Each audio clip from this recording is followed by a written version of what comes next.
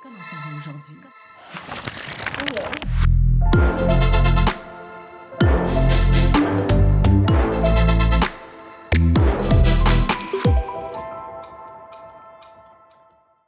Morning, beautiful people. J'espère que vous allez bien. Je pense que cet épisode-là, je vais l'appeler J'aime ma culpabilité ou genre ma culpabilité me borde le soir avant de me coucher. Je me trouve drôle avec mes suggestions de titre. Parce qu'en fait, mon mari il est à fond là, ces temps-ci dans les conférences puis les podcasts d'intelligence émotionnelle. Puis l'autre jour, on parlait de ça, d'une conférence qu'il avait écoutée au souper, puis il me dit: «En vrai, là, les émotions, ont toutes quand même leur raison d'être. Tu sais, ils nous apportent toutes des informations quand on sait bien les décoder et tout. Il y en a juste une vraiment que ça sweet fuck all, là». Il dit: «La culpabilité, tu sais, ça, c'est juste dégueulasse comme sentiment, puis ça sert à rien». Puis là, j'ai réfléchi parce que c'est vrai que des fois, c'est fucking dégueulasse comme sentiment à ressentir, là, la culpabilité, c'est pas le fun. Mais je me disais: «Si toutes les émotions servent à quelque chose, est-ce qu'on peut vraiment juste décréter qu'il y en a une qui sert à rien?» Puis là, j'ai réfléchi puis j'ai dit: «Mais je pense qu'elle sert à quelque chose, la culpabilité. En fait, je pense qu'elle a sa raison d'être, comme chaque émotion. Mais si, comme chaque émotion, elle vient de nous». Je pense que la culpabilité sert à tracer une ligne entre ce qui est bien et ce qui est pas bien, selon notre boussole morale.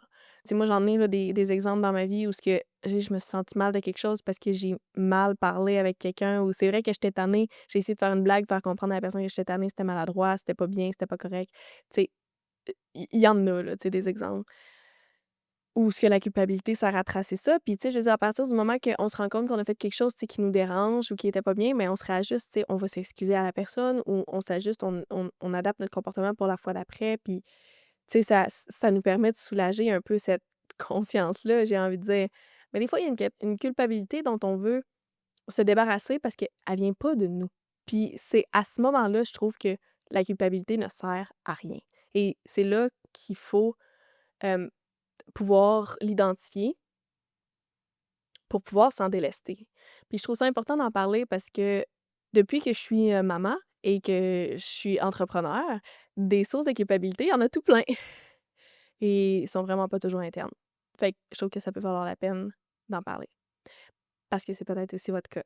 Je pense que tu sais, ça arrive tout le temps là, que les autres projettent leurs sentiments sur nous ou qu'ils essayent de nous faire comprendre quelque chose de manière maladroite puis que ça nous amène une émotion négative. Tu sais, de la même façon que, tu sais, des fois, tu peux avoir quelqu'un qui est frustré puis que là, parce que la personne est frustrée à cause d'une situation qui ne te concerne pas du tout, mais que tu as le malheur d'être la première personne qui est à côté d'elle, ben là, la personne va faire des choses pour transposer sa frustration sur toi. Puis, tu sais, toi, comment tu te sens dans ce temps-là? Tu te sens pas bien. C'est désagréable ce qui se passe, que ça fait naître en toi.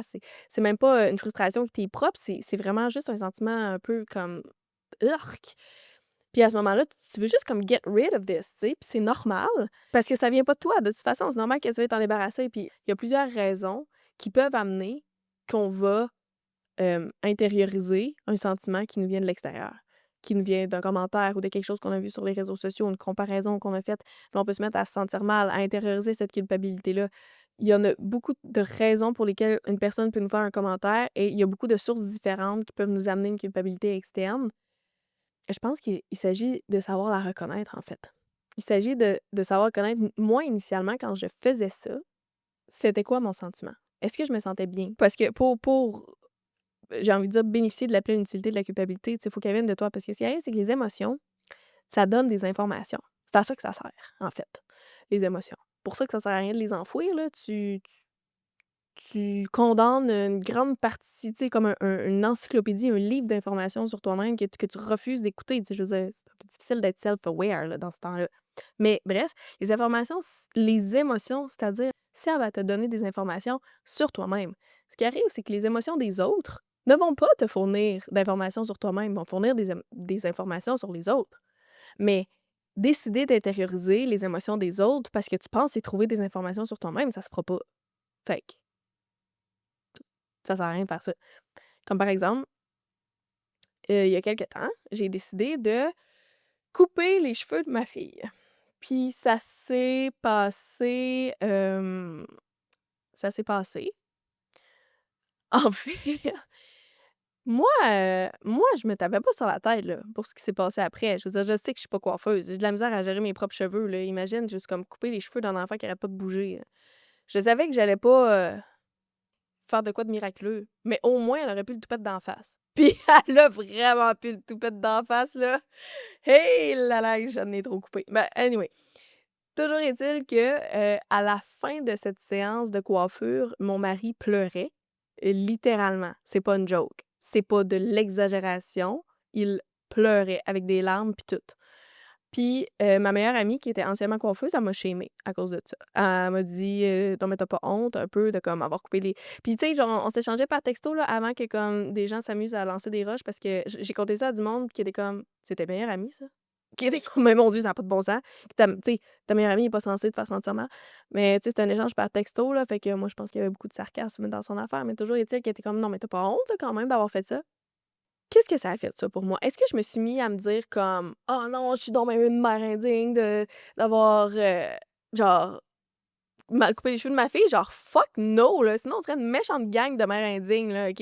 Parce que je sais que je suis vraiment pas la seule, là. Puis tu sais, c'est quoi dans le temps? Ils mettaient un cul de poule sur la tête de l'enfant puis ils coupaient ça au clipper ou avec comme ils pouvaient, tu sais, je veux dire, non, là, on n'est pas de mauvaise mère parce qu'on s'arrange avec les moyens du bord. Cela dit, j'ai décidé de me mettre à leur place. Puis juste parce que les émotions qu'ils me communiquaient étaient tellement fortes, genre mon mari il pleurait, puis ma meilleure amie était comme: «Tu pas honte, tu sais, sérieux?» Fait que j'ai les émotions étaient tellement fortes, j'ai décidé de me mettre à leur place pour voir les informations que ça me donnait sur eux. Mon mari, par exemple, pour lui, c'est important d'avoir une coupe de cheveux qui a de l'allure. Puis c'est vrai que lui-même, il prend vraiment beaucoup soin de ses cheveux. Fait que pour lui, c'est comme c'est important que notre fille ait des beaux cheveux puis qu'elle ait une belle coupe et tout. OK, parfait, ça, je l'ai compris. Et ma meilleure amie, tu sais, ce que j'ai compris, je dirais, elle est anciennement coiffeuse. Fait que sûrement que pour elle, c'est une forme de fierté aussi. Sûrement que ses enfants vont toujours avoir les cheveux genre clean cut. Puis ça va être une marque de fierté pour elle parce que sûrement que pour elle aussi, ben, tu sais, c'est important à un autre niveau. C'est ça l'information que ça m'a donnée sur eux. Fait que là, moi, j'ai décidé suite à ça que la prochaine fois, ben, j'enverrai ma fille chez la coiffeuse ou chez le coiffeur, je veux dire, c'est pas moi qui va le faire. Est-ce que c'est parce que je me suis dit genre: je suis vraiment pas bonne?» Non.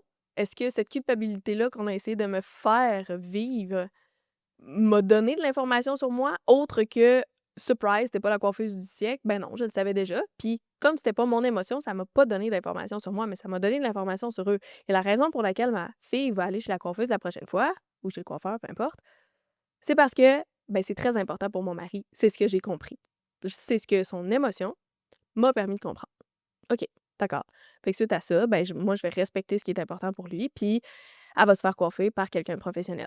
La prochaine fois, tout simplement. Voilà. Fait que l'information des autres m'a donné de l'information sur les autres, puis ça fait que, OK, moi, j'ai choisi d'adapter mon comportement en fonction de ça parce que, tu sais, je veux dire, je l'aime, mon mari, puis je veux pas le refaire pleurer. Elle me dit que c'était quand même vraiment, vraiment drôle, mais je veux quand même pas qu'il repleure. Fait que, OK, on va changer pour la prochaine fois.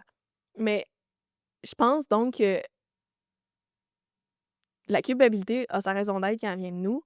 Quand elle vient des autres, ça sert à rien de l'intérioriser. Ça va pas nous donner de l'information sur nous. Ce qu'on peut en faire, par contre, c'est se rendre compte qu'elle vient des autres, soit la mettre de côté si ça nous apporte rien. Si ça vient de gens qu'on aime tant, peut-être faire l'exercice de se mettre à leur place pour voir l'information que ça peut nous donner à propos d'eux.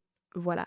Et ce qui est à faire très attention, c'est qu'un coup que, mettons, nous, on se sent coupable par rapport à quelque chose, c'est juste de s'adapter puis après de se donner un peu de grâce, de faire comme ah ouais, là, j'ai fait de quoi? J'ai fait une erreur, de quoi de pas correct, j'aurais pas dû, machin, gna gna. Puis accepter de passer à autre chose. Qu'on va pas revenir en arrière de toute façon. On va pas pouvoir changer ce qu'on a fait ou ce qu'on n'a pas fait, mais pour une prochaine fois, on va pouvoir s'adapter ou on peut demander pardon à la personne qu'on a blessée s'il y a lieu, tu sais. Mais pas se taper sa tête jusqu'à la mort, là. C'est une autre affaire à faire attention, mais c'est ça qui arrive avec la culpabilité, c'est que des fois, c'est un sentiment qui est tellement fort puis qui se retourne contre nous. Ça, là-dessus, c'est à être très, très vigilant. Mais sinon, là, moi, je pense qu'on peut faire la paix avec ce sentiment-là. Moi, je pense qu'on peut l'embrasser, notre culpabilité. On peut la prendre comme n'importe quelle autre émotion, puis la gérer, comprendre ce que ça nous apporte comme information, puis après, get rid of this, puis être prêt à passer à autre chose, puis à juste comme devenir une meilleure personne parce qu'on a acknowledge l'information que ça nous apportait, puis on s'adapte. On est prêt à s'adapter en conséquence. Voilà, c'est juste ça que je voulais partager aujourd'hui parce que je trouve que ça a souvent très mauvaise presse, mais ça peut quand même être important d'écouter, des fois, la culpabilité. Ça peut être une opinion controversée, je sais pas. Dites-moi ce que vous en pensez. Dites-moi si vous êtes d'accord ou pas avec ça. On dirait que j'ai hâte de lire, ce qui va ressortir de ça. Aimer sa culpabilité, c'est là-dessus que je finis vraiment. Ah! En tout cas, ben oui, je finis là-dessus. Aimez votre culpabilité. Si elle vient de vous, on va voir ce que ça va donner, dans ça. Puis là, ben, j'ai hâte de voir ce que ça va donner dans les commentaires. À la semaine prochaine! Bonne journée! Merci d'avoir écouté ce qui se passe dans le journal de mon psy. Si l'épisode te fait réfléchir ou juste te fait du bien, laisse un petit like.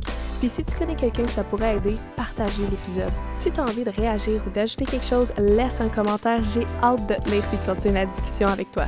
Puis si toi aussi, tu as envie d'arrêter de faire semblant que tout va bien quand à l'intérieur, c'est pas vraiment le cas, abonne-toi sur YouTube ou Spotify pour qu'on continue le chemin ensemble. Puis pour les coulisses, suis-moi sur Instagram et TikTok parce que c'est là que ça se passe.